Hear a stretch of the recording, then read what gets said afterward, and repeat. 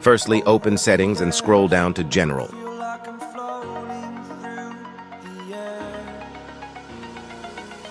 Now scroll down to Backup App Refresh. Then turn off any apps you don't use often to reduce data consumption.